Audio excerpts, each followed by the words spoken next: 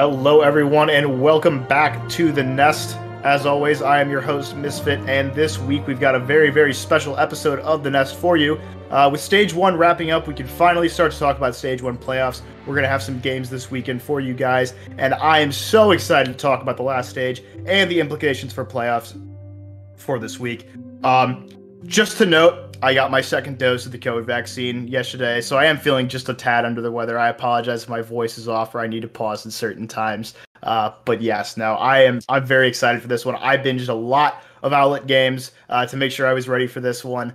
I brought some good takes for this one, and I hope my very, very special guests did as well. And of course, I am joined in the booth tonight by Marks and Juggle God. So thank you guys both for joining me. First off, we'll start off with you, Marks. You know, you've never been on the Nest before, so why don't we give you a little bit of time to introduce yourself? Absolutely. Thanks, Misfit. Hi, everybody. My name is Marks. Pretty new to the Owlet community. I help cast the games. That's pretty much what I've been doing these last couple of weeks. And honestly, it's been kind of really great. I've been having an absolute wonderful time kind of watching all these teams. And honestly, it's just nice to be in this competitive, like feeling the tension and seeing how things are going. So yeah, that's a quick introduction from me. Also too, just going to add this in Overwatch, I'm only silver in comp, so it's always weird when I have to say something against the other people, because then I'm just like, but they're so much better than me. But you know, we got to power through it. So yeah, that's a little bit of background on me. Thanks. All right, thank you very much, and thank you for joining us tonight. And we are also joined by Juggle God again this week. We were initially going to have Spooky, which is Marks' casting duo, but unfortunately had some IRL stuff to take care of, so I decided to hit up my good friend Juggle God, who is the coolest man on all of Owlet, to see if he could come on, and he was nice enough to join us. So why don't you give those of us who don't know you a little bit of an introduction about yourself? Sure. My name is Warren Juggle God Hammond. I am an OG Quake speed runner. Got my start back in the late 90s. And from there, I went to college. I worked as a research scientist for several years before I decided to take my juggling and make a career out of it.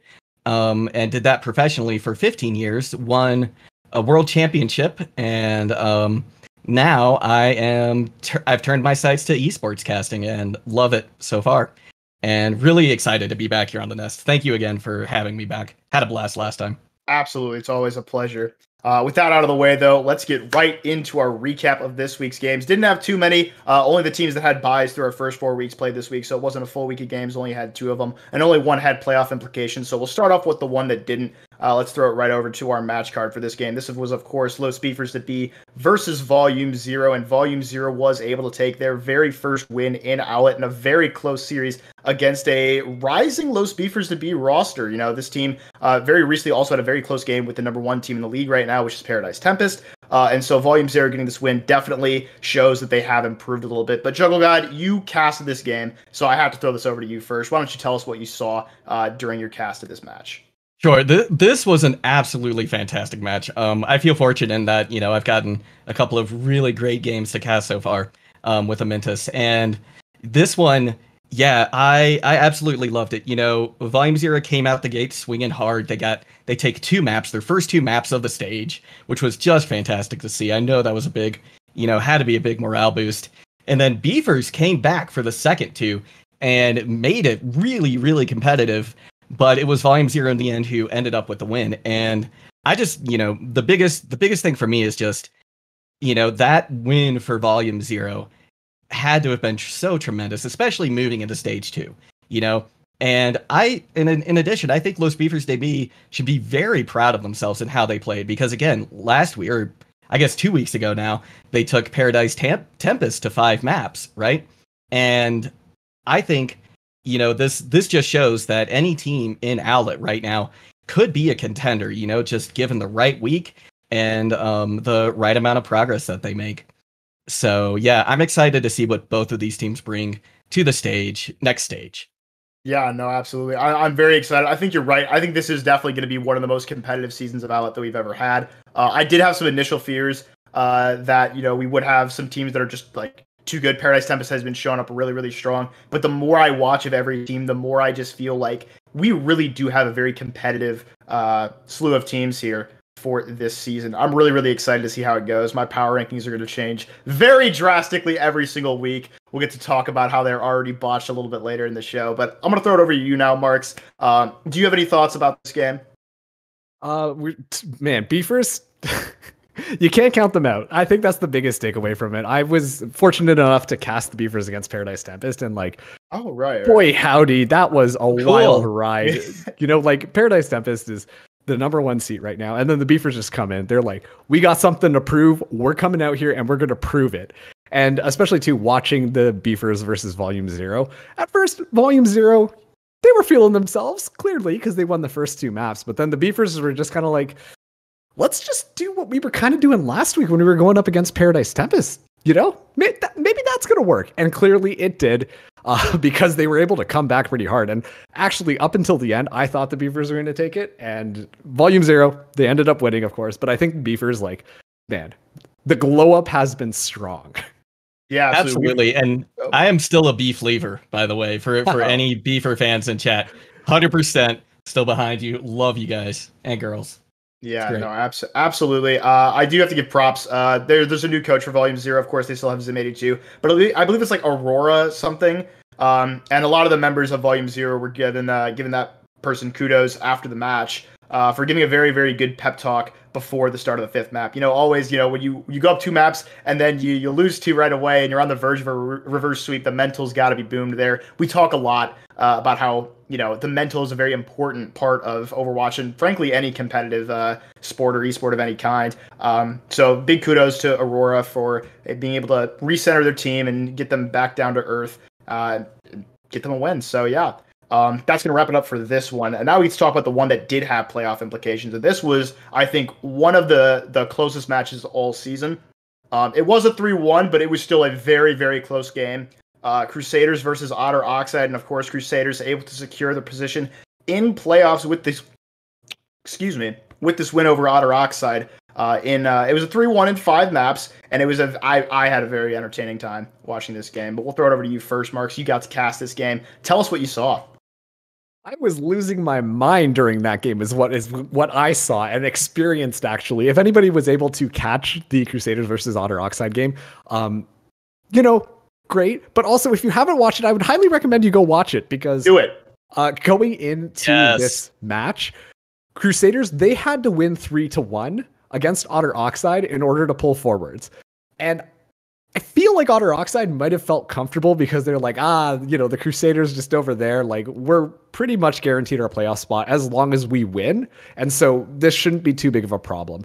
But man, when the Crusaders came in, they came in strong. And I think everybody was a little bit taken aback. I think that's probably the best way to say it because they pushed this all the way. And even when after Otter Oxide was able to finally get a map in their favor, you can tell Otter Oxide, they were like, all right, like we're figuring this out. We're going. And then, well, the Crusaders just kind of turned it around on them. And also too, if you have a chance to watch the Eichenwald map, Otter Oxide, this is the part where I say like, oh man, I feel so bad for saying some stuff, even though I'm only silver. But they see 9 3 times in a row, and that was like everybody was just losing their mind over all of that. To be fair, they ended up winning, but still, like just to see how intense these two teams were going at each other, I think honestly was just such a treat. And ultimately, the Crusaders did win, which got them to their playoff spot, and they won 3-1, which is what was really important, because if they had lost another map, then Otter Oxide would be guaranteed into the playoffs, even if they won the series. So, I don't know about you guys, but it was a wild ride. Absolutely. No, I had the benefit of being able to watch it through Chinote's POV. He streamed the game from his own personal Twitch channel, and I have to be honest with you, it was so hard watching that game to just not like root for them. They have such an infectious personality. I was telling Silent Mariner about this before the show, but just like they're so passionate. I got to shout out a couple players on this Crusaders roster for this game. The big one is Clutch Caliber. Honestly, I like to poke fun at him. He's a main tank player. He's playing DPS right now, and obviously not all main tank players, have the best DPS. But this guy showed up and showed out in this game. There were multiple fights where he's just getting 4Ks with icicles. His blizzards were very, very solid. He is playing at a very, very good level for, not being a DPS player. And he's really doing a good job to replace Xylesia, who unfortunately did have to step away from Overwatch for a bit for some IRL stuff. So you big props to him. I also got to give a big shout out to C. Ronaldo. Paper Monk, their usual main tank, was unable to make this game. C. Ronaldo had to step up in a sub role. Typically, a DPS player in himself had to play on the main tank, and I mean, he did a fairly good job. He did not let himself get beaten by Varian Rin. He held his own, did a very, very good job, in my opinion. And I really have to give credit where credit's due. Crusaders did a very excellent job in this game, and I'm really happy to see them finally starting to turn things around from the start of this season. But yeah, we'll throw it over to you now, Jungle God. Do you have any last thoughts on this one? Yeah, I think this was one of the most tense matches I think that I've watched so far this season, and where the tension for me reached its peak was during the assault map. I mean, if you take a look, right up there, you can see Crusaders tied it, right? If they had not tied that map, and if I remember correctly, it was close. Very close, right? But if they had not tied that map, then even if they come back for a win, they wouldn't have been going on to the tournament, to the finals, or to the semifinals rather. So, this was just an incredible match.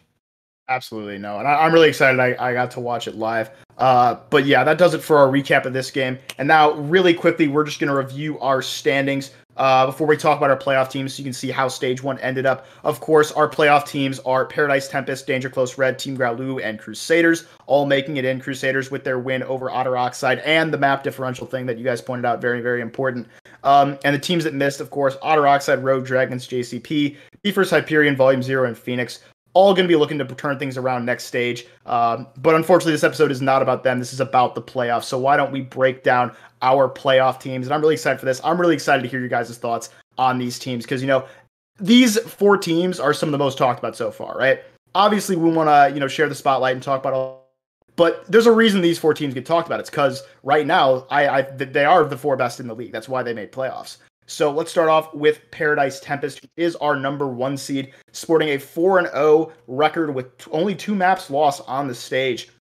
And this team, I think, personally, they play the game very, very well. I posted some VODs in the Owlet self-promotion channel about, I like to VOD review Owlet games when I can, and I VOD reviewed their game against Los Beefers to see how they played. And I have to say, Paradise Tempest is extremely good at having really, really good initial positioning in their fights. They're really good at the initial positioning, and they're really good at the first engagement in fights. And I think that's what makes them such a scary team in an elo like this, is because they make the game so much easier for themselves, because they put themselves in the right position right away. So there's no mistakes there that they have to work out later, and they can focus more on how that first engagement's going to go. So I've been really excited to watch these guys. I've really enjoyed seeing how they play. But yeah, I'll open the floor to you guys. I don't really know what your thoughts are on them, but I sure would like to know.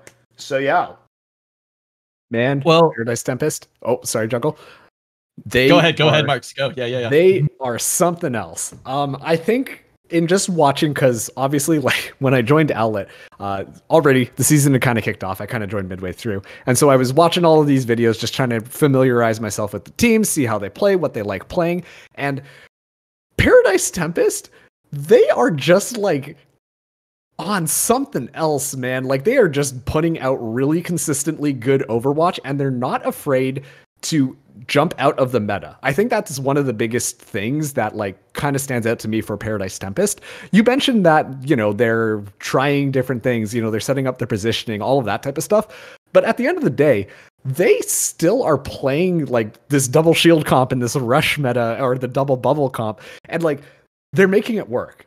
And I think that, as well as also matching other teams on the rush and the double bubble, just shows that they are just overall a really, really, really solid team. And if you watch any other matches, that 100% comes through. It shows that they're flexible and able to play different roles even when it's off meta and still get wins.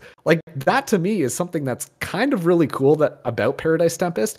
is that they're mixing it up and securing these wins. They're able to change on the go in order to counter the teams that they play against. And for me, that's why, like, 100% Paradise Tempest, like, they deserve to be on the top of Owlet just because they're just so powerful. I don't know any other way to say it. Power. Yeah, and I think it's like, to piggyback off what you were saying there, Marks, you look at some of the top ranked players in Owlet right now, and it is full of players from Paradise Tempest, right? I mean, Lars, second in final blows per 10, Rigmadon second in top in least deaths per 10. I mean, and the list just goes on, right? I'm just mentioning a couple of these, but there's like 1, 2, 3, 4, 5, 6, 7, 8, 9, 10, 11 top 10 stats overall. There's only 9 of them on the team too, so keep that in mind. Yeah, no. Yeah, exactly. Like, these stats are actually insane. Yeah, no, these guys definitely the team to fear right now in Owlet. I will say this though, it is important to note. We'll talk a little bit about their previous matches here. We have that up on the side. JCP, Hyperion, Otters, Los Beefers. None of these teams are playoff teams. Paradise Tempest hasn't really, seen the top tier teams that they're going to be facing in this league. So, maybe, who knows? Maybe we'll see a different side of them when they get to face some opponents that are a little bit more near their level, but we'll have to see about that. We'll talk about that a little bit more when we get into the playoff bracket section. Let's move on to our number 2 seed right now, which is going to be Danger Close Red. And I've talked about these guys a little bit. Obviously, Danger Close Red has a lot of members of Season 3.5 minors in it. More Neutron, Paradote, Final Gambit, I believe Xavier XE as well. Actually, I'm pretty sure most of this team, other than Toxin, Frog for Life, and Saucer, played in Owlet Season 3.5. So kudos to them. They were under the name Odyssey Esports then. I do actually like this name, Danger Close Red. It's a cool name to me. But yeah, no, they are also 4-0 with only 3 maps dropped. Of course, one of those was a forfeit against Team Graolu. But still, they did get 3 games. They have been a very, very solid team. As for my personal thoughts on them, they are good at adapting, and we did see this in their match against Team Graolu before it was a forfeit. Team Graolu was running a lot of really weird stuff, but they were adapting towards the end of it, right? The first 2 maps was kind of a stomp, but on Eichenwald, they really started to turn things around, and they had some moments that looked really, really good. I got to give big props to Frog for Life. I had never heard of this guy. He's not one of the people from 3.5. And he played very, very well in that match, and I got to give him props for that. Very, very solid player. I think the big thing we need to see from Danger Close Red as we get into playoffs is I think their tempo needs to go up. They just play the game a little bit too slowly to really compete against some of the top tier teams in this division, like Paradise Tempest, which obviously you got to compare these teams to Paradise Tempest when you can. But it's... I need to see them have a quicker pace of play, basically. I need to see them, use ults quicker, path quicker, all that. But, their adaptability is definitely there, and they definitely do have solid players on this roster. So I'll open the floor to you guys. Give your own thoughts about this team. What do you guys think of them? So I got to cast the match that they played against Team Graolu, and there were, I think, a couple of standout players for me. Like you said earlier, Mornatron was fantastic. Paradote, she always does well. And I think that DCR maybe just suffers a little bit from inconsistency at times. I think they're a fantastic team. I think they're, worthy of being up here. But I think they need to somehow find that consistency in order to compete, at the highest level, at least consistently. They're here this time. And I just, when their game comes up, I hope that they just, it's an on day for them. So that's my take on DCR. Yeah. So it's interesting because when we do look at DCR, their games that they played, taking out Graolu there, these are 3 teams that are kind of on the lower end of the bracket. And so while it is very impressive that they do have this 4-0 like record going into the playoffs, I am very curious to see how they are going to be like coming through on this, because I 100% agree with you, Misfit. Their tempo just feels a little bit off at times. I think if they have that confidence to kind of like, all right, gang, it's time to go in and look for clues, and they just commit to it, I think that there is a lot that can actually happen, because they do have some really good talent on the team. But especially during the Growlithe game, you could tell when they were playing it a little bit too slow, they were playing a little bit more conservatively, that's when they just got rolled over. And that was what I was just like, all right, like the pieces are all together. Now let's see you guys make something with this. So I think it's going to be interesting watching them kind of come into the playoffs here, because even though that they have this really sparkling record coming in, I want to see how they're going to go up against some of these top teams. They have the potential to be really great, but once again, that tempo issue I think is a huge thing, especially in some of these meta comps like Rush. Like that is very key to make sure, like, all right, if we're going in, we're going in. Exactly. Yeah. And so, I think you really saw that too in the Growlithe game, because they were spawn camped so many times, right? Right. And if they're, if they'd had a better tempo, if they were able to do things a little bit quicker, I don't think it would have been as much of a problem. Yeah. Once again, though, like they do have a lot of talent on their team, and they're in the playoffs for a reason. So, prove me wrong, Danger Close Red. Let's see what you guys got. Oh, yes, absolutely. No, and that goes for anything. Anytime we say anything on this show, if you don't like it, be sure to prove us wrong. Just gives us more to talk about next episode. But yeah, we will get into our 3 seed now, which is going to be Team Growlithe. And definitely these guys are easily the weirdest team in all of Owlet for a lot of reasons. We're not going to go over all of them because there's too many. We would just be here all night.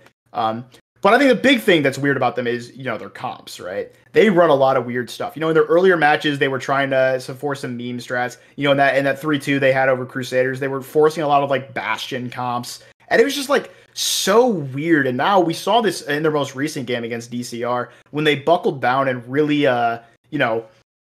just played their own game at their own pace. They were running like strats that had nothing. Like, the characters they were playing had no synergy with others. They were running, like, Roadhog, Reinhardt, Bastion, Doomfist, and, like, spawn camping with it. Why? Because they're not working together. They're so individually good, and they're all playing so individually, like, good and so individually fast that it was hard for DCR to really deal with them, right? Because it's such a weird composition. How do you beat it, right? You're used to scrimming against, like, mirrors and stuff, right? Like, how do you play Brawl into Doomfist Bastion? Like you don't prepare for that in scrims. No one runs that, right? Like it's just so weird, right? So yeah, no. It's like trying to prepare for Chengdu. It is. It really. They are like the Chengdu of Owlet, aren't they? Yeah, yeah. Or Dallas. Or Dallas. Actually, yeah, Dallas. That's maybe even a more apt comparison this season. Chengdu is kind of on meta for the most part, but yeah.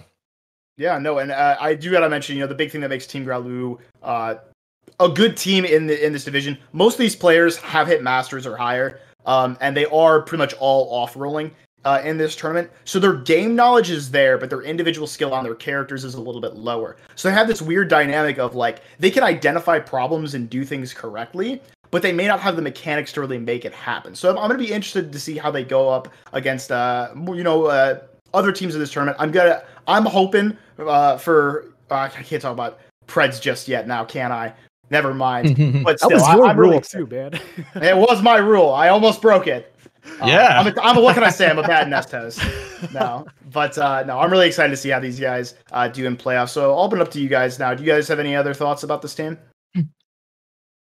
Yeah, I think it'll just be interesting seeing how their player bans affect them. I think that's the kind of the big elephant in the room that we should mention that really affects the how this tournament is going to go. And I think that that's maybe going to be problematic for him. They're going to be down a couple players for this first game, so and we talked about the reasons last week, so we won't go into them again. But no, they do have Vadi is banned for all of playoffs. Y or Alcura, he is banned for the first game against Danger Close Red, will be available for finals if they do end up winning that game. But yeah, that is definitely something that could affect them in playoffs. And I also want to add, I think you really hit the nail on the head there, Misfit.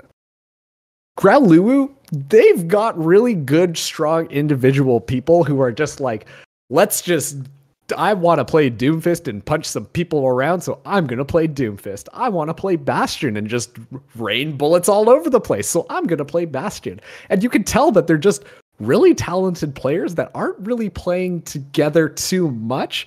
But I think that opens the door of opportunity, because what happens if you do take all of these super talented players and then you make them play something that actually works well together? And I think that's where I'm most interested to see kind of what comes out of here, because, you know, when you're playing teams like Paradise Tempest or all of that type of stuff, how do you adapt? And we saw some of that adaptability come out from Graluwu, but I want to see it pushed to the next level, because I think that it could be really cool to see them do that. But at the same time, everybody loves the meme Bastion comps, so we'll see if they bust that out for playoffs as well. Who knows? Yeah, we will definitely see how that goes. But yeah, no, that'll do it for our overview of Team Graluwu. Let's get into our fourth and final member of playoffs, and that, of course, is going to be this revamped Crusaders roster.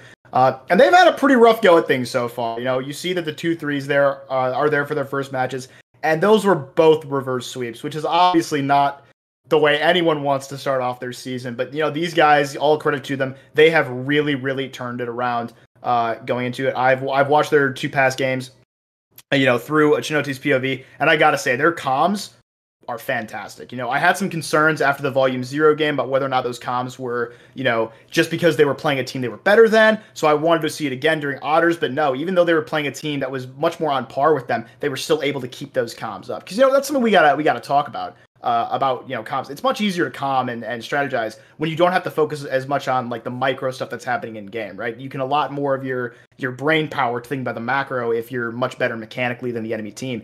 So I really wanted to see if they would be able to keep those comms up, and they absolutely did. Big props to Marcus, has taken on a really, really big comm role with this team, and he's doing an excellent job of it. I think he's a big reason for why we're seeing Crusaders get such a turnaround right now. But I'll throw it over to you first, Marks. I know you casted their game against Otters. I know you have some takes about this team, so I would love to hear them. Crusaders, underrated team. Just going to come out there and say it. I think that they have such a talented roster, and they're all playing together so well and so coordinated.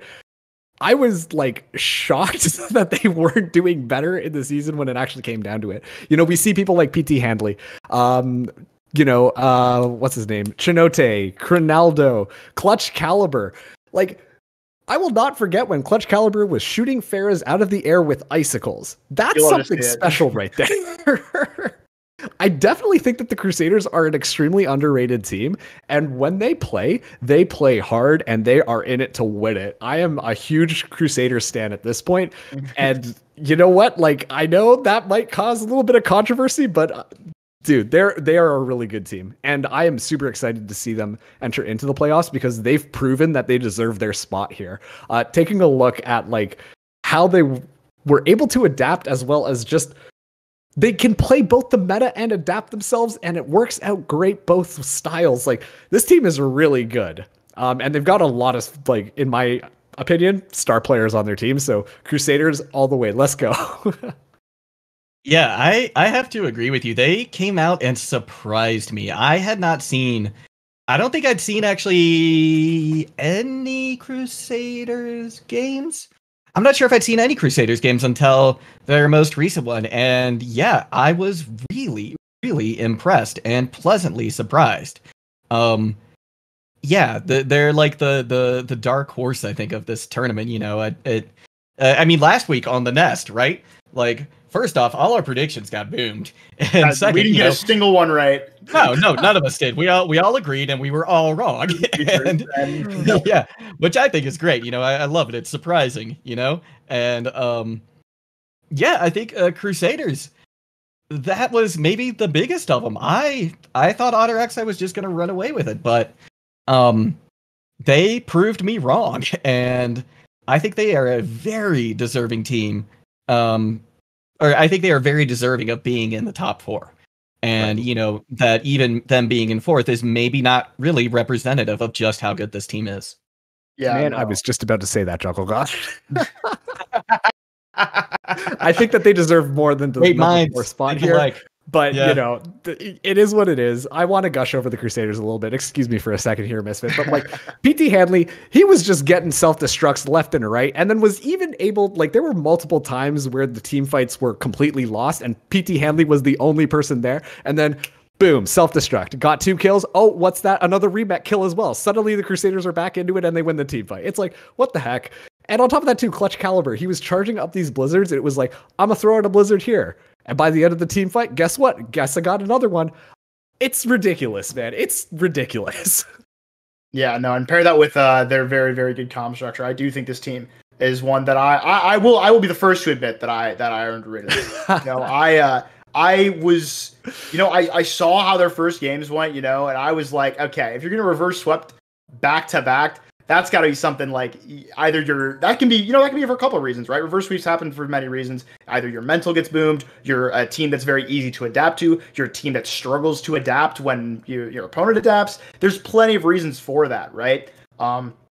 But they've done such an excellent job of turning it around. And I will say, I placed them low, and I wanted them to prove themselves, right? I said it last week on the Nest. I was like, these guys need to prove that they can beat more than Volume Zero, who at the time did not have any wins, did not have any maps taken in this tournament. I needed to see that they could compete with some better teams, and they came out here and they were like, all right, Misfit, we're going to shut you up right away. Came out here, 3-1 Otter Oxide, made it into playoffs, and I got to give them props for that. I'm definitely excited to see how they do in playoffs. Really excited to see how far this team can go. But no, I think that will wrap it up for our overview section. And now we can finally get to talk about how we think these playoffs are going to go. So obviously, before we get into our bracket price, I want to talk a little bit about, this is the bracket right here, of course. We got Paradise Tempest versus Crusaders, obviously 1 and 4 seed. And then we get the rematch of Danger Close Red versus Team Growlulu. But before we talk about that, we have some talking points that I want to run past you guys. We talked a little bit about all this stuff, but I still want to discuss this a little bit more. So the first talking point that I really want to bring up here is, who do you guys think is the most overrated team and who is the most underrated team in stage playoffs? I'll start. I think the most overrated team, this might shock you, is Paradise Tempest. And I know that's going to be strange considering that Danger Close Red had a very easy schedule and that they were, the 2 seed, and we talked a little bit about how maybe that ease of schedule, got them higher than they should be. But I'll say something about Paradise Tempest. I've reviewed them very closely.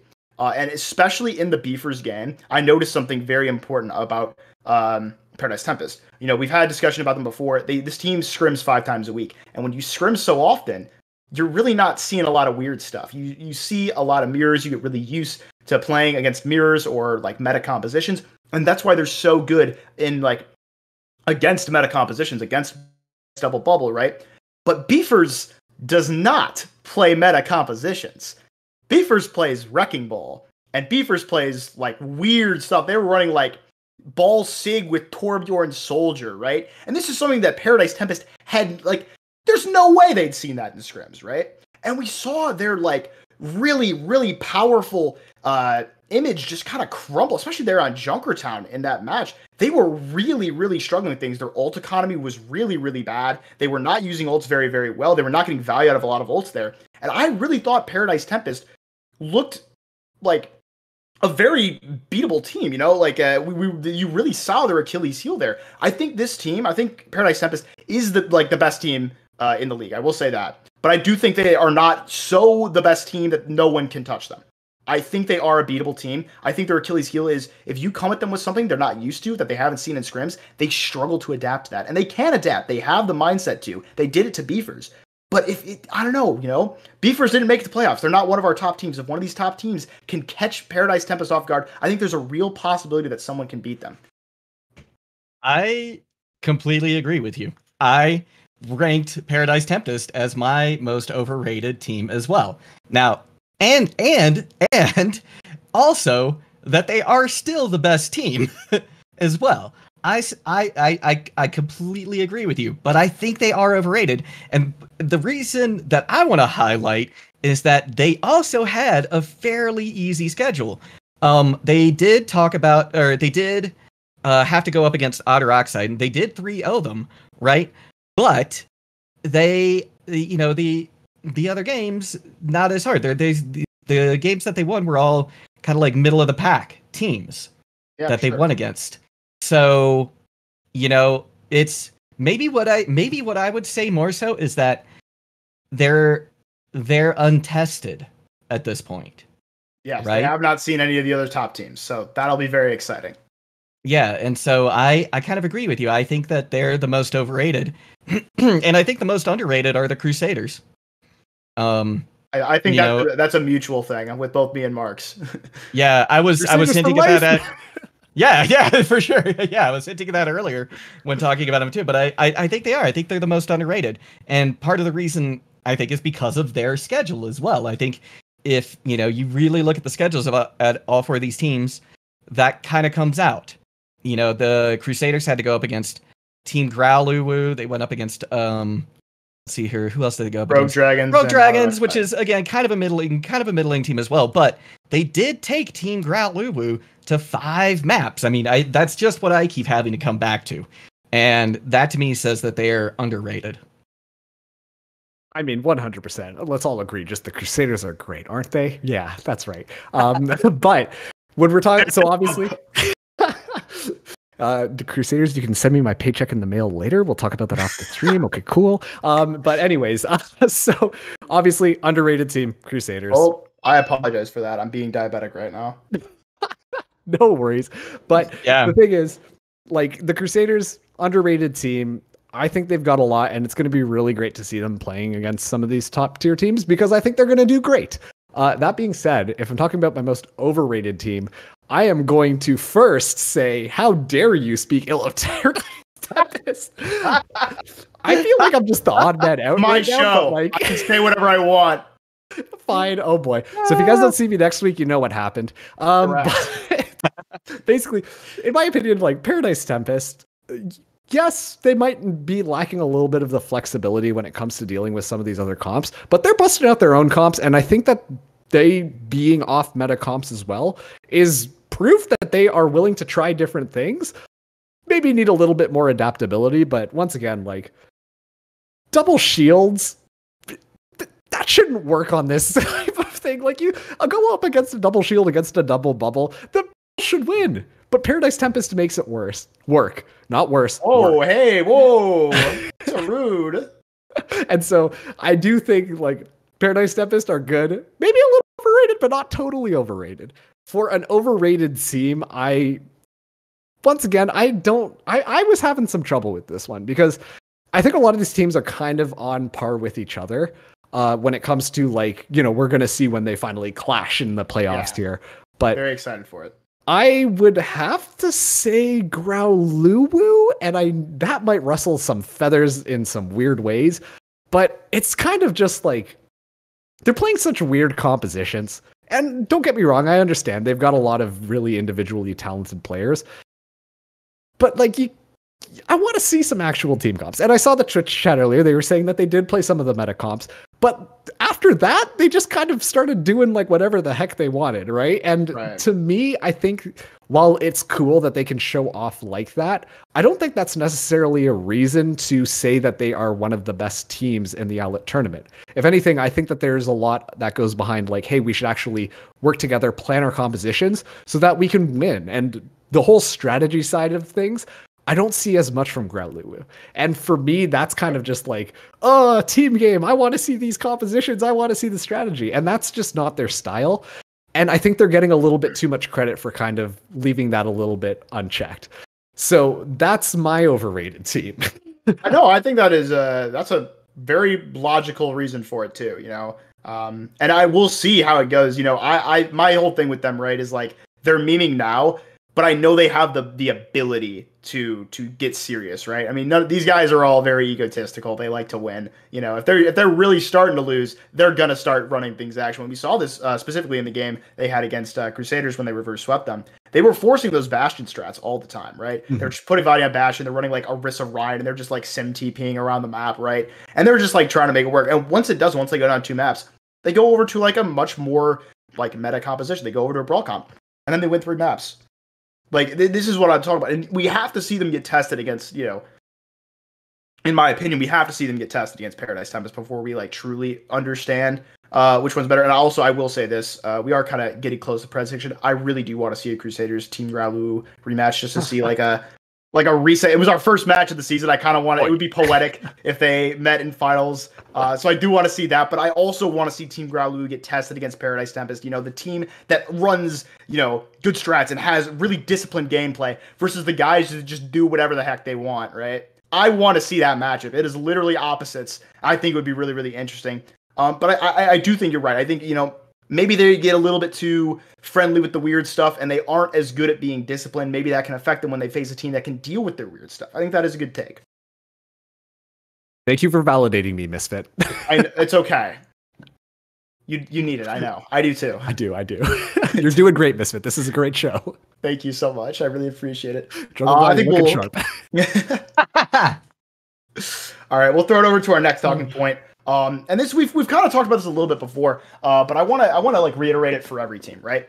How important are early matches, like week 1 matches, week 2 matches? How important are the earliest games for these teams when it comes to their current strengths? How do you gauge that right now? So we'll throw it over to you first, Jungle God. I kind of want to hear your thoughts.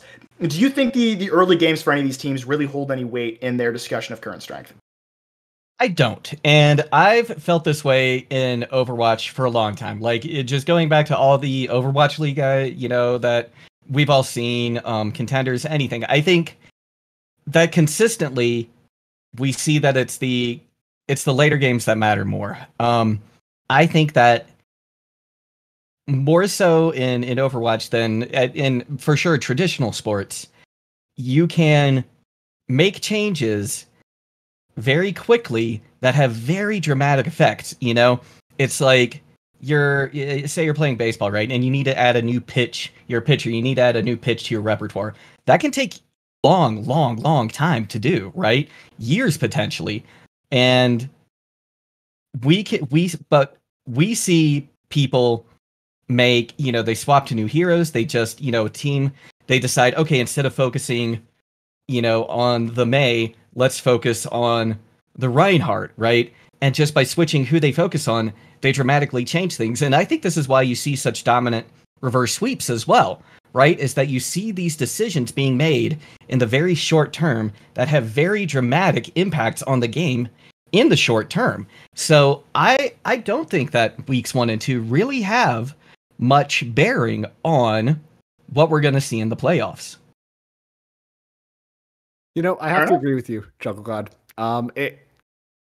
Especially too, like, you know, when it's the first couple of weeks, you're just getting out there, you're learning how to walk, you're learning how to crawl maybe. And then as time goes on, soon the baby running. And when the baby runs, that's how you know you can actually measure how fast this baby can go.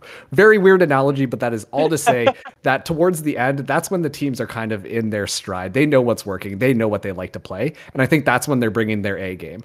The earlier weeks, it's a little bit of a learning bump. Obviously, you can, you know, it makes for exciting matches and stuff like that. But if we're talking about the implications for playoffs, doesn't matter too much. It's going to matter what the team looks like at the end of the season and coming into playoffs, what that's going to do. Yeah, I think both of you guys make really good points there. And I have a pretty similar take. I don't think they matter that much. I think really what they do is they just give us a framework for, you know, like what this team used to be, right? Or like what these teams used to be, right? And I will say I do think the two most improved teams in the playoffs right now are Crusaders and Team Growloo, mostly because I'm pretty sure both these rosters were formed like right before the tournament. I don't know if that's true for Crusaders, but I'm fairly certain it is. They can correct me in Twitch chat if it's not true. But, you know, I'm curious to know just how far that's come, right? And I mentioned this before. I want to see them rematch just to see how far they've come, right? But Paradise Tempest and Danger Close Red, they were both teams that they had been formed like long before Owlet, right? I don't know how long before Owlet, but they weren't brand new rosters, right? So their their curve of improvement won't be as high as the teams like Team Growloo and Crusaders. So I'm curious to know like how that will impact, right? Because obviously, you know, they were worse earlier in the season. Both of them have improved like exponentially compared to Danger Close Red and Paradise Tempest, who they've been improving, right? They're scrimming, they're getting better in their own way. But you know, there's only so much you can do with a roster that has been playing together for a long time. Those like little improvements are much harder. It's hard. You're optimizing it rather than like really bringing it together first time, right? So I think that will have an impact. I think it kind of just shows us, you know, like this is where they used to be, and we can gauge their current strength based off of it. But I don't think we can say, okay, like how they played in their first matches is a direct comparison to how they're going to play in playoffs. So I agree with that much at least. Yeah, you brought up an interesting point that I'd like to go back to, and that's that, the lineups for Tempest and who was it? Danger Close Red, I think you said, are, they're more established teams. Is that correct, or was it? Paradise Tempest and Danger Close Red, I believe, were established rosters before. Yeah, I'm not positive on that. I will say that. I think one strength that does bring, though, right, is, while we aren't seeing them necessarily like come together and congeal into like a really solid team, like how we're seeing Graluwu and Crusaders necessarily, right? But what I do think having that like very long period of time that you've been working together does for you is it allows you to make those in-game changes a lot quicker, right? Like I think because of team synergy and things like that, if you need to make like a focus change, that's going to be easier done, I think, in a team that's more established. So, that would be, I think, the only thing that I would add to what you were saying earlier. Like otherwise, I agree. I agree with what you were saying too. All right, Mark, you got anything to add or next talking point? I don't have any more excellent analogies, so I think we can move on to the next talking point. I see. All right, and this one's just going to be kind of brief. I just want to get your guys' almost made me spit out my soda. You're welcome. The Mark special. But we got to ask you guys, like who are your players to watch from each team? I want to go through these like individually, right? Let's start off with our one seed, obviously Paradise Tempest, right? Who's your most impactful player from that team? I'm gonna start. Rigmadon's nuts, like truly. I said this in my VOD review that I posted to YouTube. I think Rigmadon is the best flex support in the league. I don't think it's a question. There are good players. Kartik mainly is another good player. Fight's a very good player. But just Rigmadon is so good. We see he's second in least death per 10. Being a support, staying alive is kind of your goal, right? And you do that through good positioning, good cooldown management, and good comps. And Rigmadon clearly has all that and the mechanical skill to perform on characters like Ana and Zen. So I think he is definitely a player that you guys need to keep an eye on when you watch Paradise Tempest's match this weekend. I'm also going to throw the... Oh, go ahead, Juggle. No, you first. Thank you, sir. I'm going to throw my hat into the ring for Lars. I think he's a fantastic DPS. We see him dominating on the Pharah, but he's also able to play hit scan roles too. And he's been a very impactful player for Paradise Tempest. And personally, he's just fun to watch. So I think like even from taking outside of the perspective of how well he's going to be doing, obviously, when we're talking about Owlet and broadcasting these games, there is a little bit of an entertainment factor. We want to see the guy going for the flashy plays. We want to see those massive kills. And I think Lars delivers on that. So he's kind of my player who I'm keeping my eye on. All right. What about you, Jiggle? I'm right there with you, Marks. Actually, it's Lars for me too. It's Lars for me too. And here's the reason why. I'm a big stats guy. It's probably why I mentioned baseball earlier too. For traditional sports ball, that was the one I always enjoyed.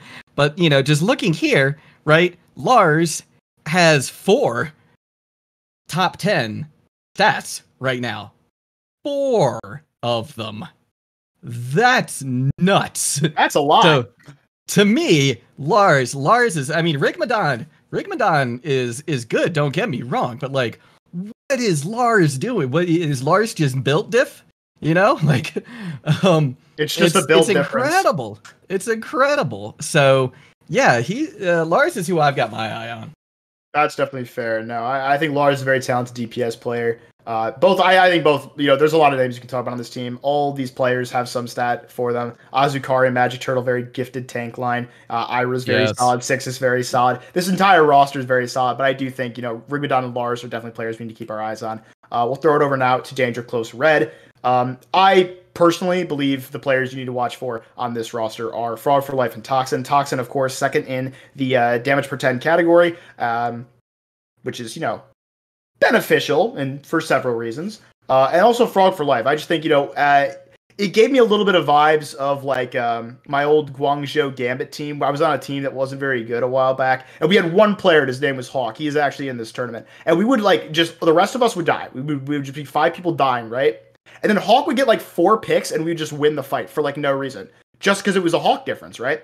And there were a couple fights with Team Gralu where I saw, maybe not to the same extent, right? But Frog for Life was like one of the only players consistently getting picks against Team Gralu. He was not phased at all by the spawn camping, by the steamrolling. He was still doing his job. His mental's clearly very solid, and he's a very gifted player for sure. So I'm very, very excited to see how he performs in this upcoming game.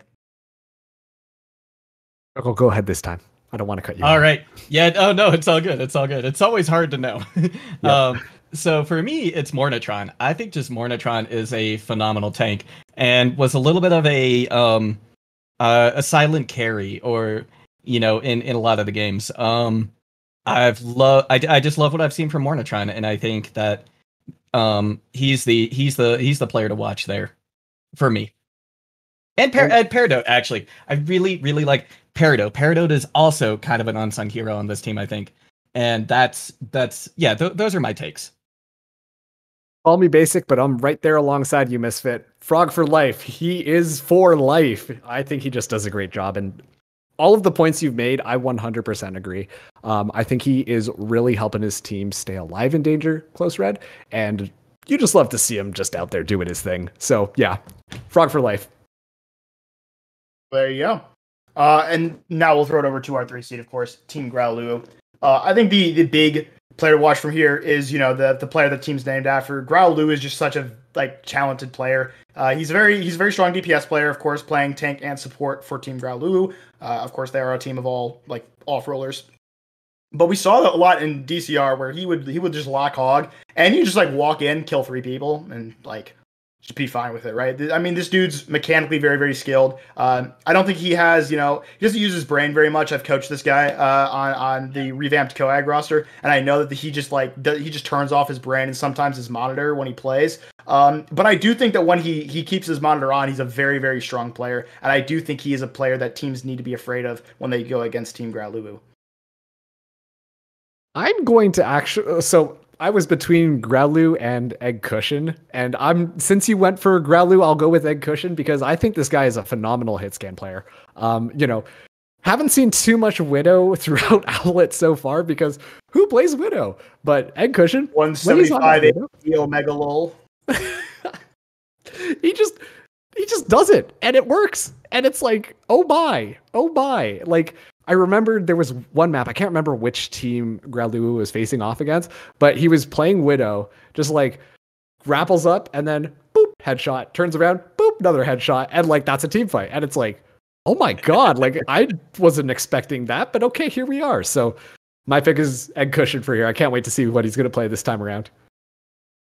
Yeah, you know what? This is funny. My two were going to be Egg Cushion and Kartik, so I'll take Kartik this time. Yeah, and to be honest though, Team Gralu has like anybody I feel like on this roster is somebody to watch for.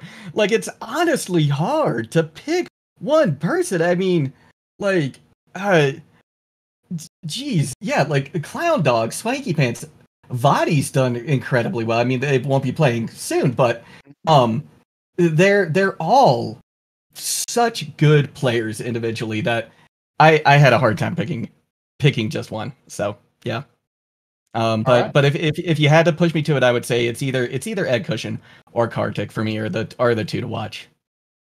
All right, fair enough. And now we will get into our last team, which is Crusaders. And I'll start this one off.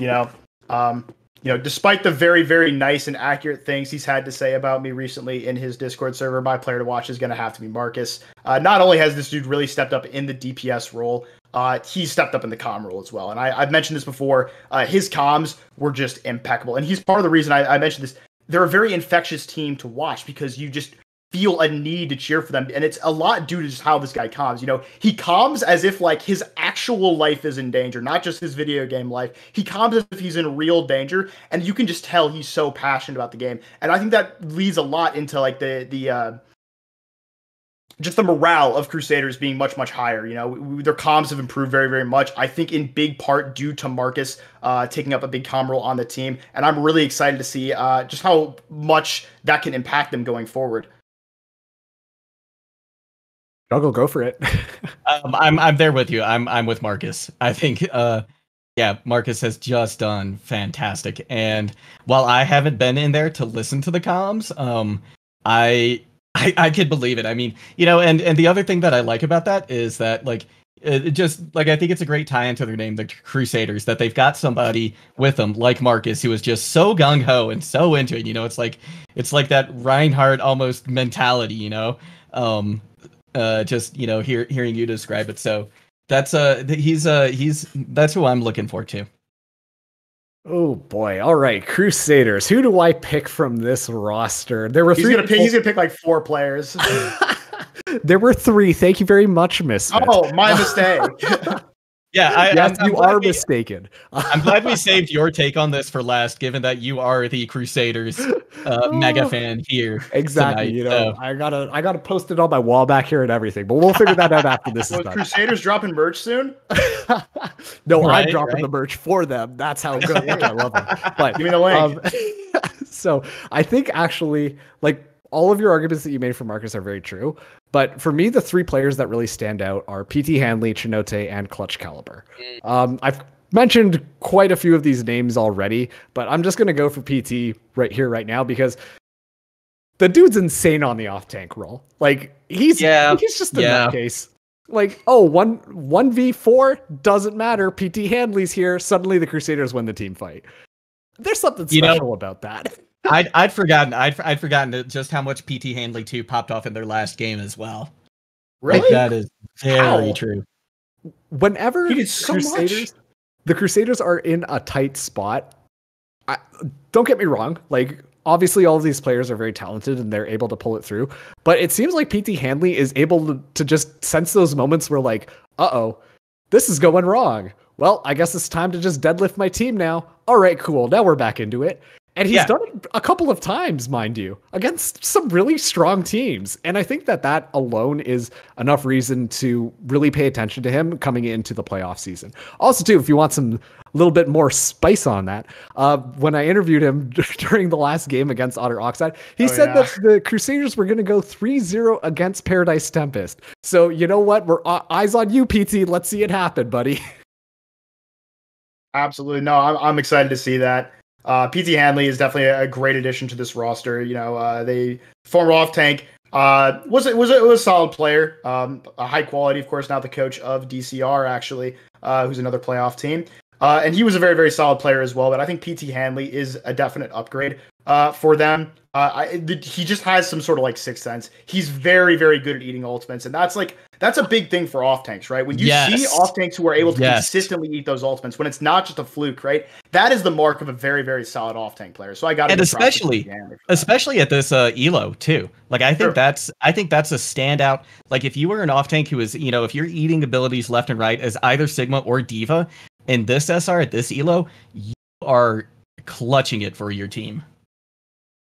All right, and that's going to do it for our little talking point section. We can finally get into our playoff bracket predictions here, and I'm excited because we made it very clear we didn't want to like spoil each other's picks for it. I think I might have spoiled mine a little bit after how I talked about some of these teams. But why don't you? I'm ready to get boomed again. Predictions here. Just show all 3 of them at once.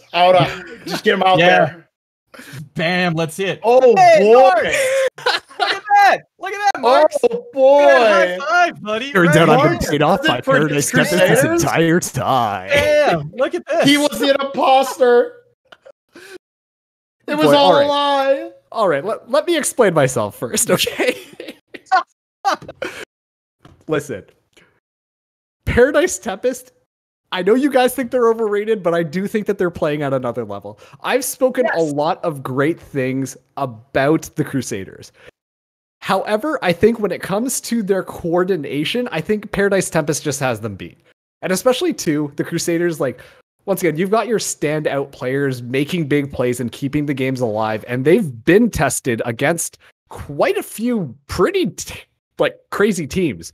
But I think Paradise Tempest is just something a little bit different. So as much as I love the Crusaders, unfortunately, I am giving it to Paradise Tempest. Maybe I should not do my Crusader merch after all, because it seems like it's all kind of slipping away from me at this point. But surprise! No, I think that's fair. I do want to talk a little bit about my bracket. Mine is more of a hopeful thing rather than what I actually think. I do actually think it's going to be PT versus TG in the finals. But I want Crusaders to win, and I'm going to bet on them. And the reason for that is they have a very, very good track record against undefeated number one seeds who like to run their mouth just a little bit too much. And so I'm just going to bet on them for stage playoffs. I do think that if they get to finals, I do think Team Growlu will be able to pull it out. But I want to see Crusaders win this. I think PT is just better. I think PT is the best team in this tournament, even if they are a little bit overrated. So I do think they will come out on top, but I want Crusaders. That's why I put them in my bracket. Yeah, I think that Paradise, like you were saying, Marks, Paradise Tempest, from what, Misfit and I were saying, Paradise Tempest we do feel is overrated, but I don't think they're overrated enough. And I think Paradise Tempest, while they are overrated and Crusaders are underrated, I still think this goes to Paradise Tempest. I think I just think you have to look at the stats. And again, even though they have had an easier schedule than Crusaders, I don't think the stats lie. I think that Paradise Tempest is going to come out on top. And, as far as the second game is concerned, I think that with the subs missing a couple players from Growlu is going to negatively impact DCR, and is going to impact TG, and I think that that's going to give a little bit of an edge to DCR. Now, I don't think that any of these games are going to be easy by any stretch of the imagination. When I like to, it helps me when I'm doing these preds to actually put a score down for each one. And I legitimately think we're going to see a 5-game series in each of these. If not, I don't think we're going to see any 3-0s at all. I think we're going to see 3 game 5s, maybe 1 4-game sprinkled in there. But I think there's going to be really, really close matches all the way around. All right, I do want to talk a little bit about the Team Growler versus Danger Post game. We've talked a bit about the Crusaders match. I do think Paradise Tempest will come out on top of that. But Team Growlu versus DCR, right? I'm so personally, right? The player bans, I think, while they're important, the showing we saw from Team Growlu versus DCR was just a little bit too dominant in the favor of Team Growlu for me to really think that's going to impact them too much. I didn't feel like the big high impact players in that match were Alcura and Vadi, the ones who received the bans, and they're the ones missing for this game. So I didn't really feel as though it would affect them too much in this game. And of course, they will have Alcura back for the finals, provided they do win this game. So I think it's just like, I think there is logic behind your reason. I just don't think it is as impactful as you think it is. But I don't know. We could see it either way. I hope it is a close game. Like you said, I don't think 3-0s are. I don't think they're inevitable in this. I think it's definitely possible DCR can make it closer or even win the game. We saw them adjust a little bit towards the end of the last Team Growlu match that they had. So it's possible, they've been scouting, they've been scrimming, they've been preparing for this team, and they, have got what it takes to beat them this time around. But I have to bet on the team that 3-0'd them last time, because that was only, 2 weeks ago, right? So I have to put my money on the team that won recently, and I do think Team Growlu will be able to take that match. Let me come in here with the hot take. Maybe not a hot take, maybe the semi-warm take, but I think there's 2 reasons that are going to go into this, DCR versus Growlu game. The first one, like Juggle God said, they're going to be missing some of their key players. And, you say you like stats, right, Juggle God? I got my Master's of Science in Statistics, and I am trusting the numbers here because even when you think about losing 2 players, that might affect team compositions. And on top of that too, it's just, you just have to be a little bit worried about what's going to go on when the games actually happen. And I don't consider myself a gambling man. I want to play it safe, which is why I chose DCR, because DCR, once again, like I said, they've got a lot of potential, right? Obviously the last match against Growlu, maybe not the best showing, but you could see that there was a spark there. And I think that if they kind of keep that in mind, especially the whole thing about the tempo that we touched on earlier, in addition to being able to kind of predict some of these weird compositions that might come out from Growlu, I think they could take it. They just need to prove that they can be a little bit more flexible and are willing to counter whatever Growlithe is doing to them. Because honestly, when you watch that game that just happened, the biggest thing was DCR was just sticking on their comp. Even though that they were getting bullied in front of spawn, all of these types of things, they stuck on their comp until it was way too late. By the time they finally swapped things up, tried to counter what Team Growlithe was throwing at them, it was way too late. Growlithe just had the ultimate bank. There wasn't enough time left. And so I think they can improve upon that, which is why I am hopeful that DCR will be able to take Growlithe. But I think it's going to be a fight. It's going to be a fight for sure. Yeah, no, and sure. I think it's to kind of piggyback off what you were saying as well. I think that they, DCR had an off day when they faced Growlithe. I feel like I've seen better from them, in other matches. And so, like I said, I think it's a part of consistency thing. And so I'm betting on DCR, having a good day when it comes to this next match. Fair enough. No, the last thing I do want to talk about, though, obviously, is these are our Preds. These are what we think will happen, right? But I do want to just give some weird ideas here, right? So the only matches we don't have here is we don't have Paradise Tempest versus Team Growlithe. None of us predicted that. We don't have Crusaders versus Danger Close for our finals. So I do kind of want to get your thoughts before we end the podcast about what you think would happen in those games. So we'll start off with you, Marks. I kind of want to know, in a Crusaders versus Danger Close situation, who wins? Crusaders all the way. Now I can put back on my fan cap for the Crusaders because, once again, Paradise Tempest, I just think that they're a stage above the rest of these teams here. But I think if we were to just take them out of the equation, I think Crusaders would be able to just run through both DCR and Growlithe. Controversial, I imagine, but I do think that the Crusaders are just the better team, and they look more comfortable on the rush comp than DCR does. And especially too right now, that is all we're seeing when it comes to these Owlet matches. And if they were to go up against each other, I think the PT Handley, as well as the clutch caliber and the Chinote difference, would just be too much for DCR to handle, and Crusaders will win. All right, and now I'll let you do the analysis for the other game. In a PT versus Team Growlithe match, Juckle God, who has the advantage? I think it's PT. Both teams are very, very strong, but they're very strong in different ways. And I think that the way that PT is strong is a stronger way to be strong. So hopefully more that wasn't too confusing. Yeah. Have to repeat that one. Yeah. So while they're both strong and they're strong in different ways, right? Like Team Growlithe is a team that really excels because of individual player, exceptional individual player plays, right? Whereas Paradise Tempest is very, very strong because of how coordinated they are as a team and how solid they are at everything they do.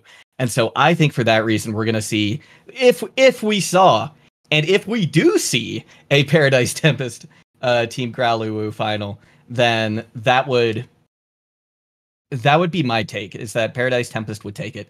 I think they're the more overall solid, consistent team. Yeah, and I personally do think that if it does come down to PT versus TG, I think it'll be a good game. Honestly, I don't know if I can predict either way, because like we've said, they're strong in different ways, and I just for me, what it's going to come down to is how soon can Team Growlithe get serious, right? In every single one of their games, they always start off doing something weird, right? And they've lost first maps because of it. They lost first maps against Crusaders. They lost their first map against Hyperion because they're just shooting themselves in the foot with the weird comps they run. They try to make it as memey as possible, and then when they get serious, that's when they win maps. So I think it will come down to if Team Growlithe comes out against Paradise Tempest in a hypothetical situation and tries to just mess around and run weird stuff, I think we could see Paradise Tempest run away with it, right? But if Team Growlithe comes out swinging right off the bat and they come out serious, I think it would be a much, much closer game. And I think even either way it goes, I think a game between those two teams would be going to 5 maps at least. Yeah, for sure. All right, that is going to do it for our episode of The Nest tonight. Thank you both so much for joining me. This was a very, very great show tonight. I really, really enjoyed talking to you guys, getting your takes on all these teams. Just some last notes for everyone. Make sure you come check out these games. We talked about them quite a bit. You're not going to want to miss them after all this hype. They're going to be right here on twitch.tv/Owlet Tournament. I believe the first game is going to be Friday. Let's see. Is that the... that's going to be Danger Close Red versus Team Growlu will be tomorrow night. That will be casted by Acronator and User Intel. And then on a Sunday, Marks over here and his casting buddy Spooky will be taking care of the Paradise Tempest versus Crusaders game. You're not going to want to miss those matches.